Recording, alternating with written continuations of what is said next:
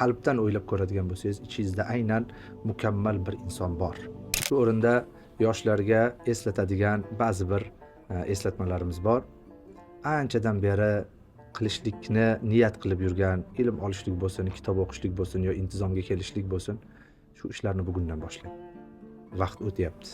Vaqtni g'animat ekanligini bilib, aynan bugunoq kitob o'qishni boshlang, ilm olishni boshlang. Umringizni ijtimoiy tarmoqlardagi qisqa videolarni ko'rib, uyqulardan qolib, behuda o'tkazmang. Yurakdan o'ylab ko'radigan bo'lsangiz, qalbdan o'ylab ko'radigan bo'lsangiz, ichingizda aynan mukammal bir inson bor. O'sha ilmini vaqtida davom ettirgan, kitoblarni o'qigan va jamiyatga, millatga ham, ummatga ham foydasi tegadigan bir mutaxassis bo'lib yetishadigan bir inson qalbingizda bor. O'sha insonni endi hayotda shakllantirish qoldi. Ilm sizning tojingizdir va ummat sizga muhtojdir.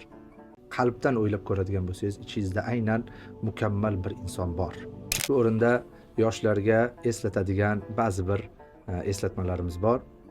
Anchadan beri qilishlikni niyat qilib yurgan, ilm olishlik bo'lsin, kitob o'qishlik bo'lsin yo intizomga kelishlik bo'lsin, shu ishlarni bugundan boshlang. Vaqt o'tyapti. Vaqtni g'animat ekanligini bilib, aynan bugunoq kitob o'qishni boshlang, ilm olishni boshlang. Umringizni ijtimoiy tarmoqlardagi qisqa videolarni ko'rib, uyqulardan qolib, behuda o'tkazmang. Yurakdan o'ylab ko'radigan bo'lsangiz, qalbdan o'ylab ko'radigan bo'lsangiz, ichingizda aynan mukammal bir inson bor. O'sha ilmini vaqtida davom ettirgan, kitoblarni o'qigan va jamiyatga, millatga ham, ummatga ham foydasi tegadigan bir mutaxassis bo'lib yetishadigan bir inson qalbingizda bor. O'sha insonni endi hayotda shakllantirish qoldi.